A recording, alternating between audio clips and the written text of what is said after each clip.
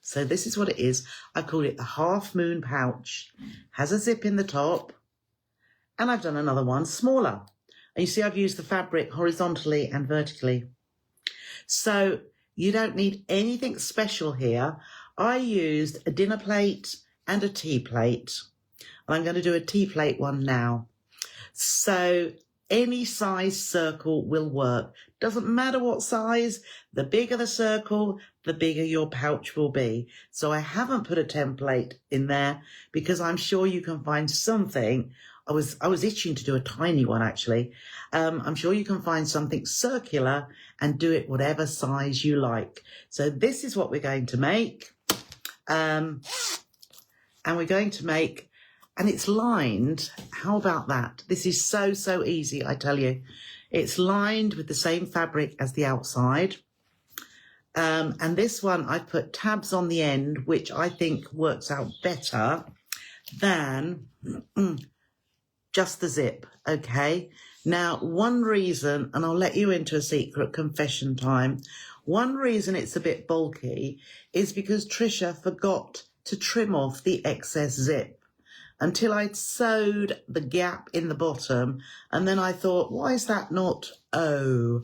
So there's excess zip stuck in this end and excess zip stuck in this end. So that is why it isn't the neatest along the top.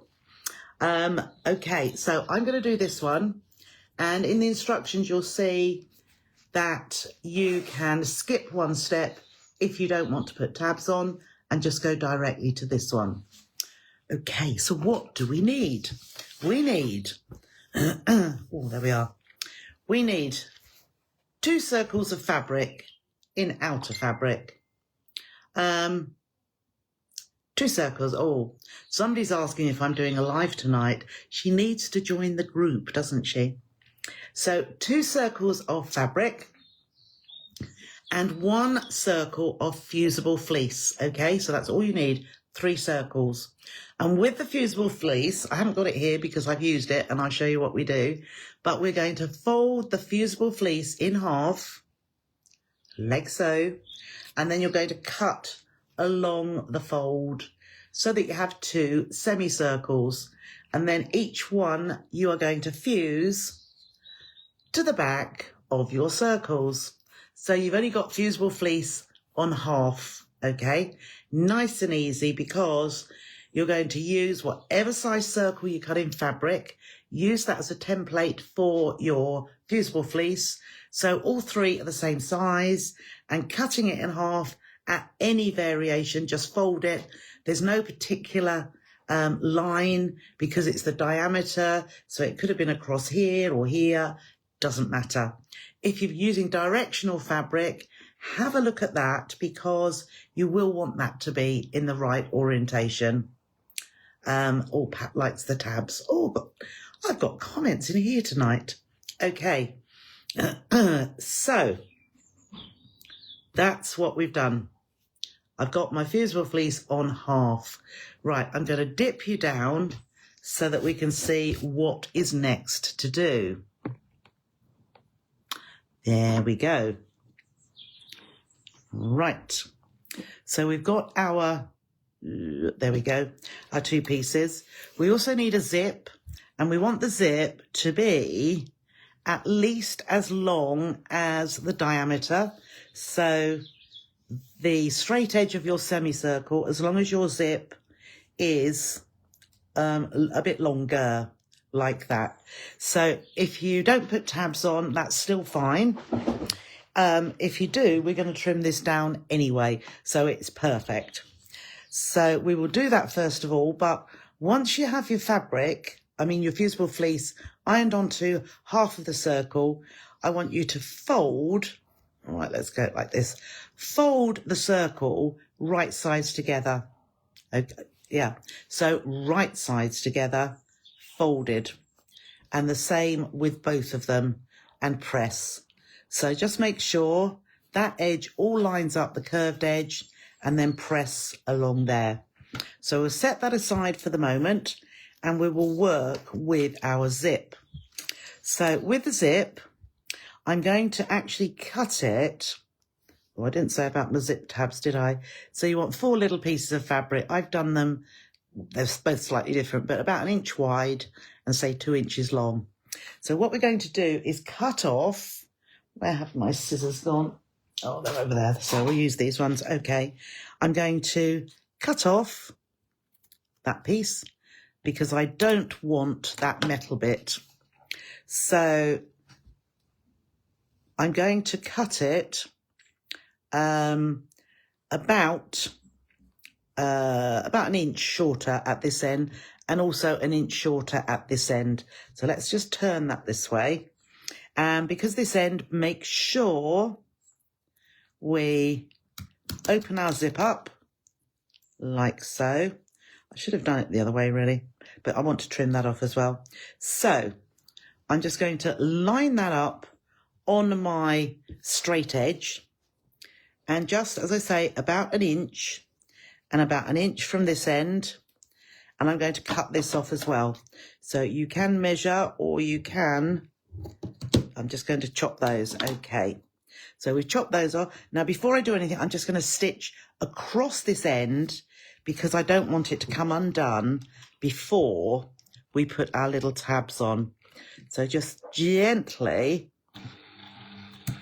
that's it. I go gently over there. I have broken a needle before by going over there too fast.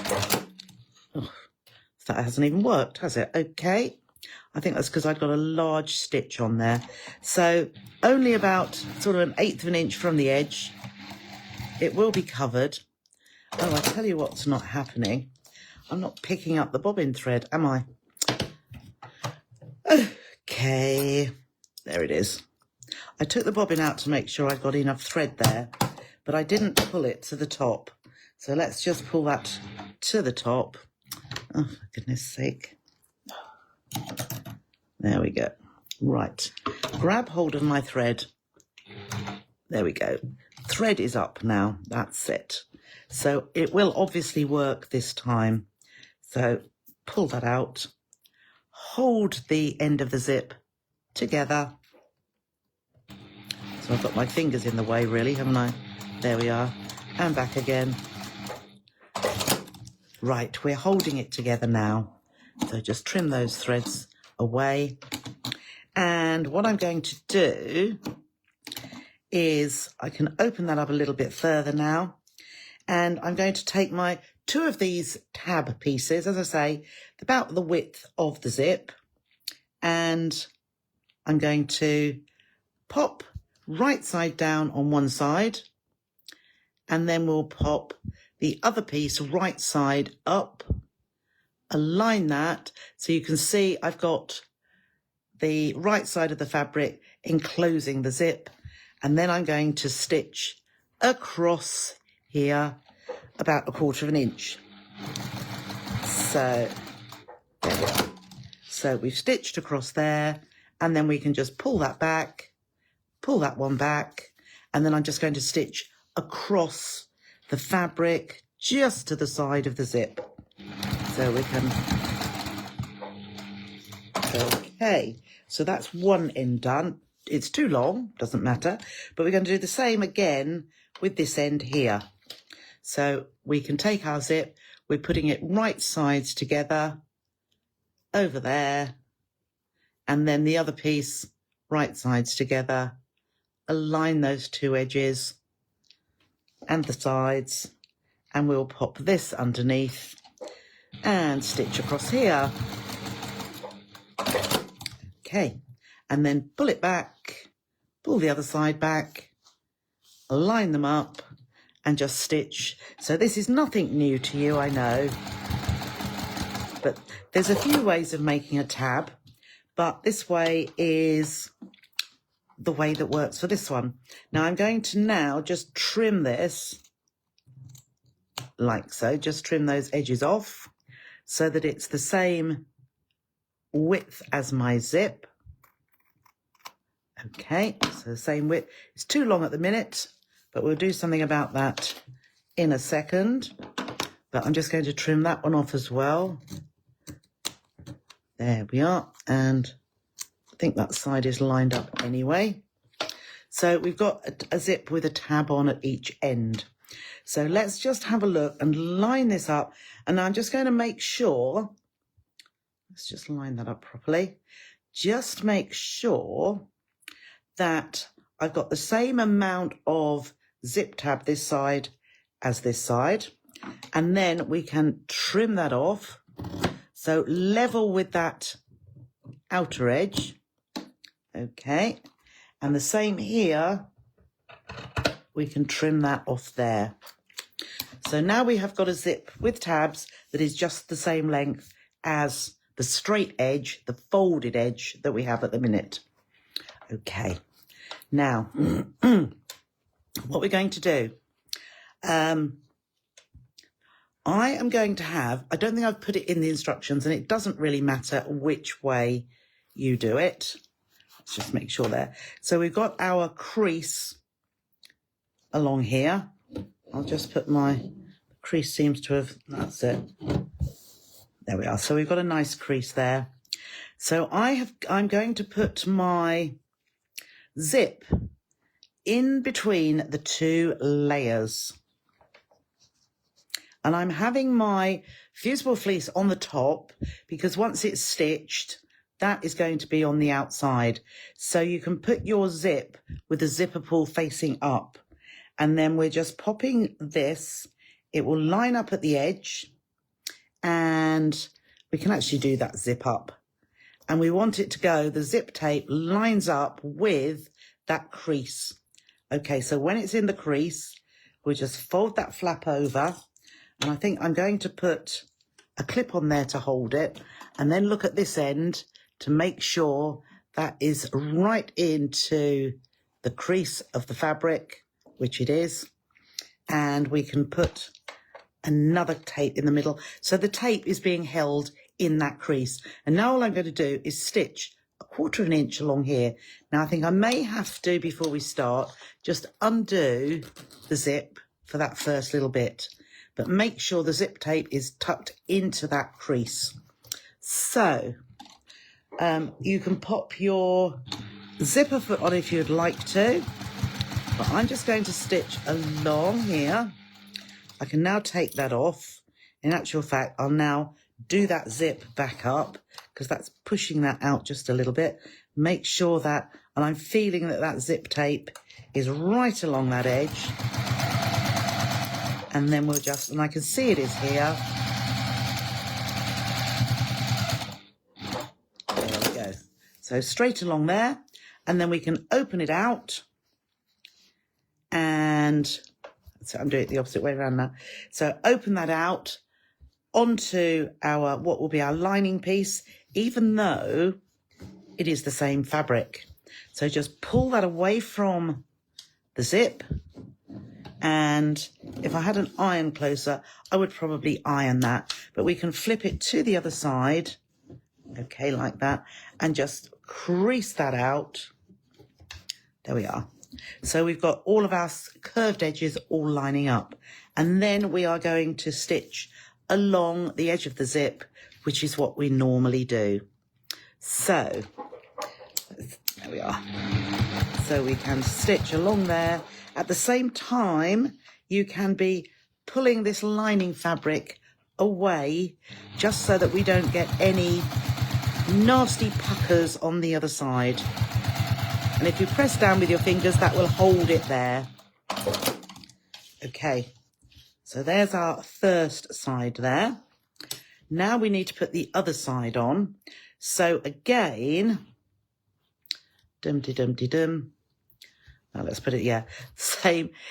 With the fusible fleece on the top, just move it around. We can then tuck our zip tape edge into this crease. So the tape will line up at the end there, and also it will at the other end too.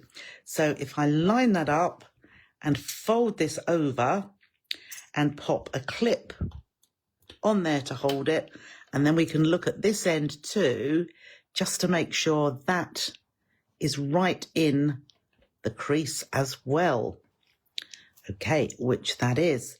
So let's put a clip on there, and then we can have a peek in here just to make sure that is, let's just move it that way, that's it, because I want to make sure that the tape is right into that crease in there, which I can see that is.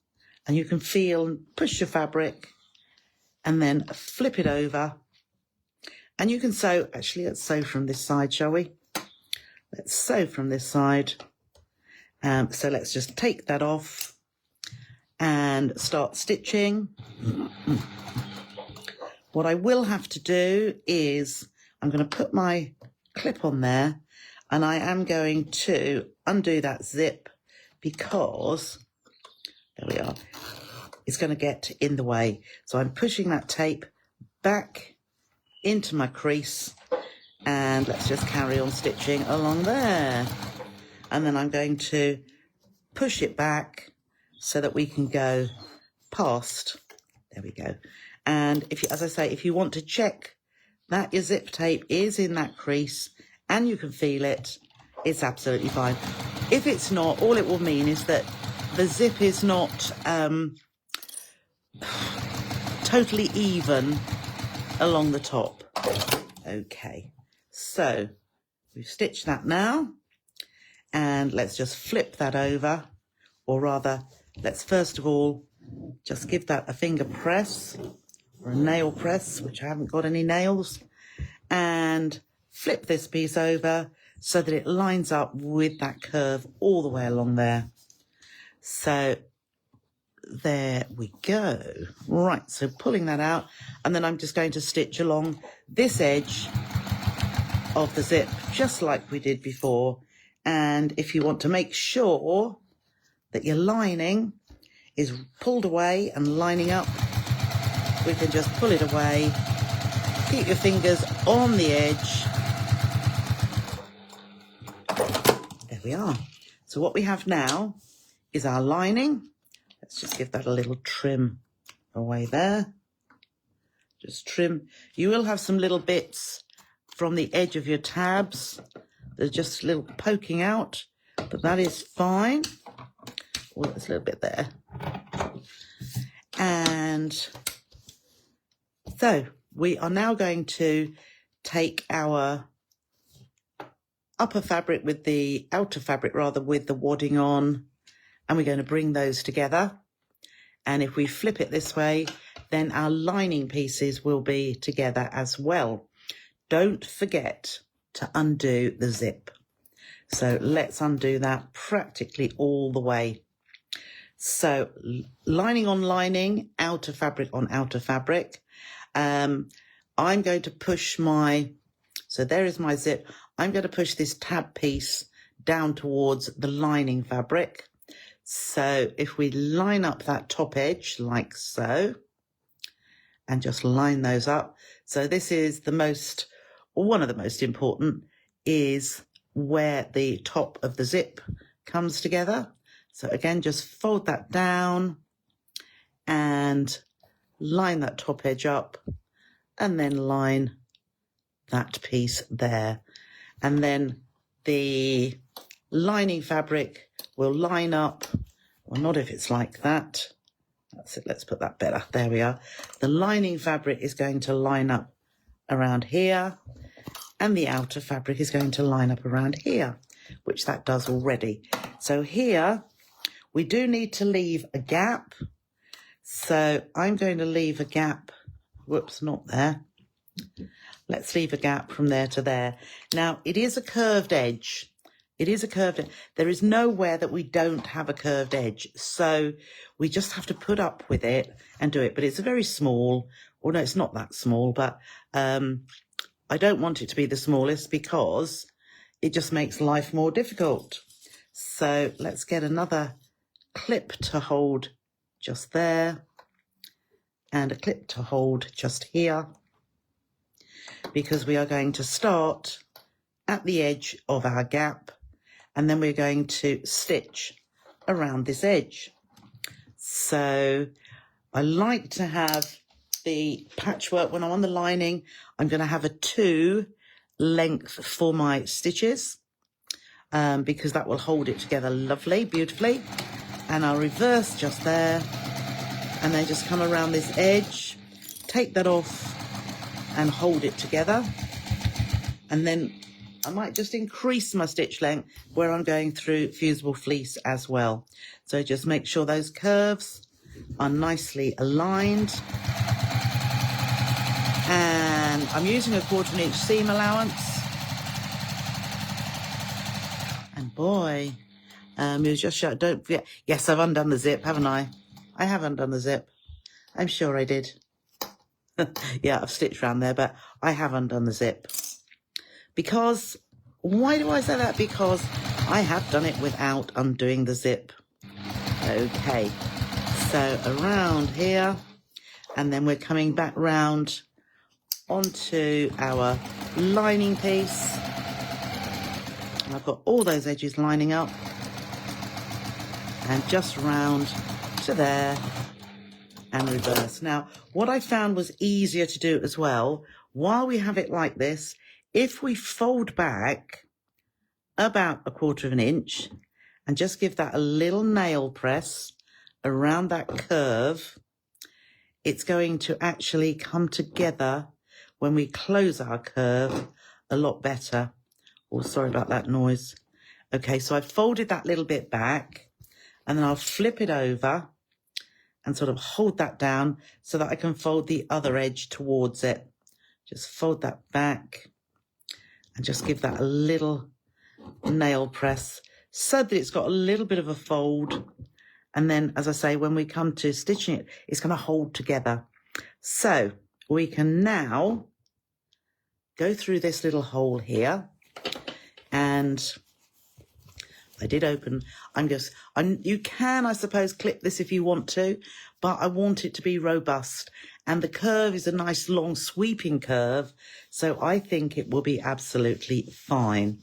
So let's just push that through, all the way through. There we go. And whilst we've still got our finger in that hole, we can push around the edge. So I'm pushing my finger in there. I'll open the zip all the way up so that we can push into where our tab is. So I say it just, oh, nice little bit of thread, but that makes that a lot neater there. And then just roll my fingers around the curve of the pouch. There we go. And there we go. So we've got that nice little bit of fabric there, and push my finger around those edges. And I know this is all right, our lining. So let's just pull that out, and let's see if we can just tuck those edges together like that, and like that.